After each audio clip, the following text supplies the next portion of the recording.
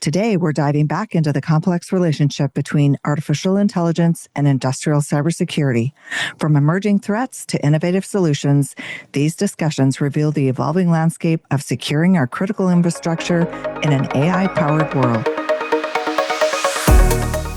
Welcome to the Industrial Cybersecurity Insider. In each episode, we dive into the world of industrial cybersecurity. Join us as we cover the latest trends, innovations, and practical insights as we talk with leaders and practitioners across the industry. Gear up and let's get into this week's episode.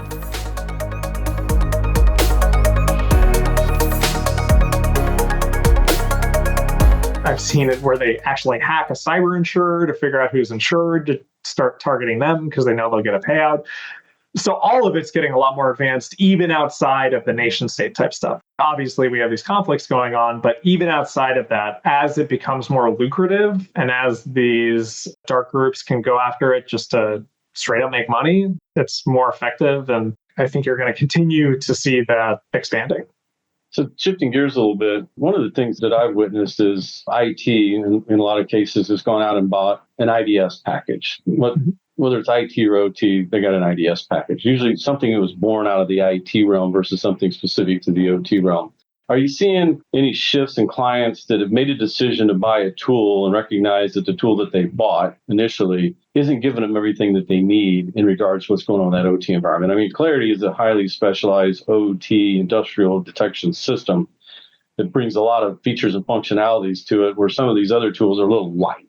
Our organization, as an SI and an OEM, I believe that we should be on the receiving end. If you have a tool that, as work that we're doing inside these manufacturing facilities, there's a lot of insights and beneficial data to help with the projects that we're doing, either helping you expand your visibility in this technology in the machine centers or the plants that we're building for you, and or help us with our startups. And sometimes I don't get that. IT bought the tool, they're doing their thing. OT guys are unaware of a lot of the insights and the data. Have you seen a good way to say, look, because we'll go in with our own tools. They bought tool X, and visibility on the plant's maybe 10 or 15, 20%. We're getting ready to fire up a packaging line to do a startup, and we want to know more about the inside of that plant. So we'll bring in our own stuff and discover and learn. Well, I was going to say, I think this kind of like lands back on the initial discussion of the IT-OT working together, because IT go buy a tool and then how do they even know, right? Like, unless they're talking with the OT guys who actually know what's out there. Cybersecurity tool when you don't have anything to do with OTs, specifically to run what's going on inside the four walls of the plant. I got to think globally, but you got to act locally. And you got 20 plants, 30 plants in your fleet. No two are the same, right? Especially if they're globally scattered around the planet between culture and behavior and policy. I see it very difficult. Sometimes they start and they just kind of stop. Yeah.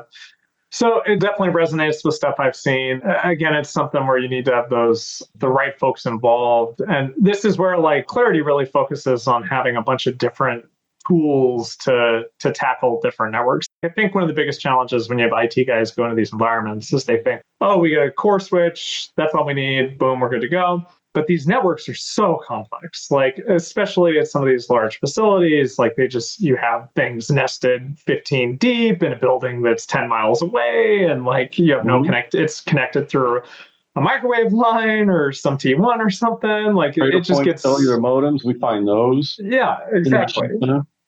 I mean, it's not been controlled either. So not only are they big, unwieldy, and complex, but you've had random system engineers throwing stuff on there to get stuff working, right? Like, hey, I can throw this Linksys modem on here and now I can get access to this thing. I see stuff like that all the time just because this has not been controlled. It's traditionally just kind of been Wild Westies. So that's why we really focus on a bunch of different ways to get data, like different ways to tackle these networks so that you can get those, which I think is one of the things that a lot of those other tools miss, right? And that I always talk about, like, you hear everybody talk about visibility, but why do we care so much about it? Because any of your other controls you're doing build out of that. If you don't know what your baseline is, if you don't know what devices you have, you can't go remediate risk. You're not going to be able to do the threat detection that you want to be able to do because you may be missing areas, right? Like stuff that an attacker could utilize. So we really focus on trying to have different ways to tackle it, whether it's classic passive data acquisition or doing things actively, which we've built tons of different models to be able to query PLCs and OT devices safely. Or we have a tool that you can run on like Windows and Linux hosts within the environment to gather data. So a bunch of different tools in the toolbox. My fear, I hope it's not true, but now 40 years of news reporting, I fear it is true, that for many companies, the reputational damage of killing a city full of people far outweighs the actual humanity of it. Meaning, yes, we should be doing things to protect people, and yet the profit motive tells us, no, we're not going to do that. So I do not think companies are doing everything that they can do, because they are looking at things from a reputational perspective rather than from a humanity perspective. And that's just sad. And I agree. I watched a Netflix series a couple of years back, and it was within the pharmaceutical industry. And it reminded me where you have a financial analyst that's weighing the risk of a drug that's causing damage and the side effects killing someone versus the lawsuits and the cost of paying a family because of a death, and what's more profitable to the organization. And it really, from a human standpoint, makes you sick at your stomach to think about it. Right. And there have been recent discussions about various chemicals that have been produced over the years where it is known that a certain percentage of people will get cancer from using these chemicals. But the profits, think of the profits that we get from that. So I fear that plays into industrial cybersecurity as well, even though there's the possibility of extreme harm to humanity. Yep. Let's switch gears a little bit. Let's talk about possibly some of the challenges that you're seeing. Both of us are big into education, helping organizations understand the tools, the technologies that are available, the best practices, the due diligence and care to protect and secure the operational side, the industrial side, equally as important as the IT or the enterprise side. What challenges are you seeing in kind of your evangelistic mode that we're all in at this stage? I see two challenges. And the first one is AI. Everybody take a shot now. We had to say AI, right? Yep. But because so many companies, so many industrial organizations are using tools that are using AI. So a vendor has a tool and it uses AI. I saw a recent survey of 200 something professionals in industrial cybersecurity, and more than half of them were already using tools that had AI in them. And some of them, a number of them, were not assuring that the data that the AI is using has integrity. And then some of them also were not assuring that a human was monitoring the AI or checking in on the AI to make sure it's happening. So these are all danger points that can be exploited 100%. We do have to remember that humans are essential in all of this. AI makes mistakes. AI hallucinates. A wonderful example of this is a fellow who works in privacy in Europe, and he asked ChatGPT or whatever platform about himself, and the platform told him he was dead, and even produced an obituary and a link to an obituary. Of course, the link led to nowhere, but it produced information about him being dead. And I think that's a great example that even as AI improves, we have these problems and we need a human, and we also need to understand that AI can be attacked as well. So I think that we are distracted by the shiny thing, as we humans do. We're distracted by the shiny thing. And there's going to be a point where you can't buy things that don't involve AI. So it's sort of like having a smart TV, which smart TVs can be exploited, and smart TVs are used to monitor people. But at what point can you no longer purchase anything that is not a smart TV for your home? I think we're probably at that point already as well. Yes. There's going to be a point where you can't purchase anything that doesn't involve AI. But we're missing that, and we're missing the ethical framework of AI and how it is used. AI algorithms are used to deny people rentals, meaning you go and you rent and you're being discriminated against because the AI is biased, because AI uses biased data. So with all of that, we have an environment that is really built not on sound footing. It's not built on sound ground. And so as we rush to AI, we say, oh my gosh, this will solve problems, and it will. But it also creates new problems along the way. So then just to go back to, I said that there were two things. Still to this day, we're not all doing the basics. Still to this day, we're not doing the basic stuff that we have to do. Backups, for example. Are we testing our backups to make sure they have not been corrupted? Because we're seeing that ransomware gangs, for example, are now going after backups more than before because they know that if they can get to the backups, then you won't be able to restore things. So we're still not doing those basics. I've always said when someone would ask me the question, what's the difference between OT SOC and, enterprise SOC? Three things: context, context, context. Yeah. That, tongue in cheek, but the reality is it's understanding what is the impact if we're trying to look at some type of containment post triage investigation, right? If we're looking at some kind of containment, what is the containment measure going to have an impact of that system, right? Let's take a typical type scenario of you get an alert that's suspicious configuration change of a controller, right? And it's coming from this IP address.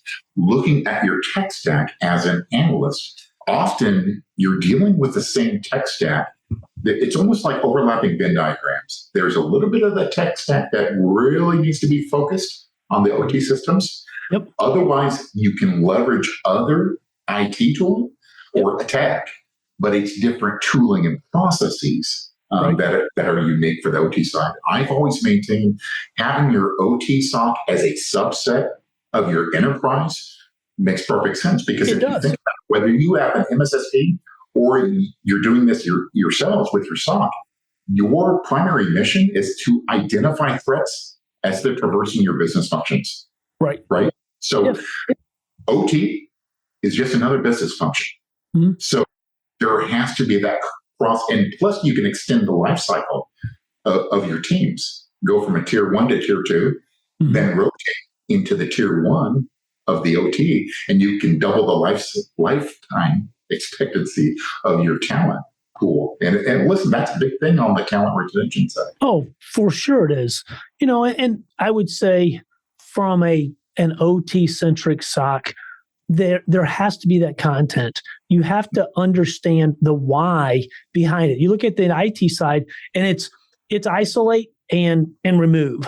You can't do that safely on the plant floor without knowing what the implications of that are. And for manufacturers, they recognize that. So it's a different beast. And that's the additional processes in place, right? Providing that context. Right? So I think that's what's crucial. And this is where there's a little bit more engineering work up front to provide that type of context for the analysts that are actually doing this work. So if I were to kind of guess to think about the next 5 to 10 years, given what we've accomplished in the OT ecosystem in the last 7 or 8 years, let's call it 10 years, since these tools, technologies began emerging, organizations began thinking about this, where do we need to get in the next 5 to 10 to really begin making a difference? Whoa, that's kind of loaded. What strikes me there, Craig, is so I've always been a little bit of a futurist, right? Okay, good. Formerly global head of technology management on the security services side of Siemens. That was really kind of one of the key capabilities in terms of that vision. What I would say is, a year ago, if you would have asked me that question, I think I could have given you a pretty decent answer. Now, I find myself much more unwilling to project beyond 2 years. I think what we've seen in the last year, just with generative AI and the LLMs, It's really changed. And what I mean by that mainly is the way adoption is happening. This is really disconcerting to me, is there's an adoption without discipline. There's an adoption without investigation. And I think this is going to come to a tipping point. And I'm afraid what that can actually mean. So I think looking at the potential of artificial intelligence for being able to identify and analyze vast amounts of data, absolutely, this is great. But I think what we have to do is do this in a responsible way. And, what is it, the biases that are inherent within these models? Yeah. These are the things that I'm really concerned about, because I think projecting beyond a year or two out now is actually very challenging. On the one hand, that's the pessimistic side. Now, on the optimistic side, it's very exciting times, because I think the future is all about integration. All of these silos of technology we have now will be broken down. It will all be about integration and having larger data lakes. Now, what becomes interesting at that plant level, and listen, we've seen some signs of this with some of the cloud interruptions that we've had, not to mention the latest CrowdStrike incident here, is the on-prem versus cloud, right? And what should be done at the edge in terms of pre-processing versus moving just that high-fidelity data up to the cloud. The reality is that control system layer, the critical control layer, where these are in terms of the Internet of Things speak, this is the things that tell the things what to do, right? The PLCs, the motion controllers, DCS controllers. At that layer, they are typically inside a control cabinet. In that control cabinet, you've got the IO, you've got the PLC, you got a nice little HMI in the door of the panel, right? Some VFDs, the variable frequency drops, and 99% of the communication is east-west across that cabinet. It doesn't even go up the trunk of the switch. True. So what does that really mean? That means the shiny object, technology is not getting access to that data unless that SCADA server is acquiring some of that telemetry from that. So that's the real challenge, because now you're, as an organization, you're making a decision. Are we trying to get the technology deployed as a first wave initiative across all 100 sites first, and then go back with a secondary analysis of, okay, what is our level of visibility? Are we achieving 80% visibility, 70%, 60%? Because if we don't do that secondary work, don't we have a false sense of security of what's on our network? Yeah, and back to the purchasing portion of that, we're starting to see a shift, and I'm not sure yet what I think of that, but we're seeing a shift to the IT side as CISOs, CIOs are being tasked with holistically security for the enterprise, including the manufacturing. I would say the negative, if there's a part of that that's negative, which again, I don't know that it is, it's just different, is they normally run into a roadblock when they hit the plant floor, and you have a plant manager, or you have a controls engineer or a VP of engineering that says, well, hang on a minute. We can't do any of that without a shutdown, and our shutdown comes next July 4th, and we've got 3 weeks worth of stuff to put in 2 days, and we'll try and prioritize you, but there's no guarantee. So get on the list and submit it, and we'll see what happens. Versus the OT teams that might have procured one site because they were interested in the process integrity portion of the tool. They had OpEx budget for one site. They're leveraging it, but not so much globally for the entire enterprise because they own the assets. So that's the divide. And I would say that OT ecosystem needs to really kind of grow up a little and kind of own more of this and partnership with their IT counterparts to be more successful in a large-scale deployment. I think that's accurate. What I would say, maybe to a slightly different direction, when you're looking at that global corporate entity, first of all, I completely agree that from what I'm seeing, yes, CISOs predominantly are on that trend of owning responsibility for OT cybersecurity. And what hasn't followed as clearly, though, is budget, right? True. And one thing that I think is really interesting is when you start looking at the problem globally, right? The real challenge, I think, is this goes beyond above the CISO, because what you're talking about, the biggest challenge is really around governance and compliance and risk across that organization, right? So what there has to be alignment even above that CISO. And I still maintain the best way to move forward is the cross-functional teams. So you have to put together these advisory boards that include the OT subject matter experts, yes, the cross-domain experts of different security domains. It number one, I think politically, it's important from that alignment, but also technically that cross-pollination, because it's an aging workforce problem. yes. Right? For sure. We have to create the type of talent we need within these organizations. And that has been the best tool I've seen to solve some of these challenges, is really bringing these communities together, because it takes a village. It really does. I would agree 1,000% with that. And we see that from a resource standpoint, not only internally, but externally within organizations that are trying to hire, that are trying to grow the talent because it's not available to hire. What we haven't seen yet, that I hope we see more of soon, are universities, education systems that are beginning to foster programs that teach OT cyber, similar to what they're doing on the IT side. But you look at IT and the 30-year head start they've got on the OT side, we're still in the early stages. In the last 6 or 8 years, this is all relatively new, and it's not. It takes time. Rome wasn't built overnight. Thanks for tuning in to the Industrial Cybersecurity Insider. To stay up to date with our latest episodes, be sure to click the follow or subscribe button now. And if you found this podcast helpful or have a topic you'd like us to discuss, please leave us a review or let us know. Thanks again for listening. See you next time.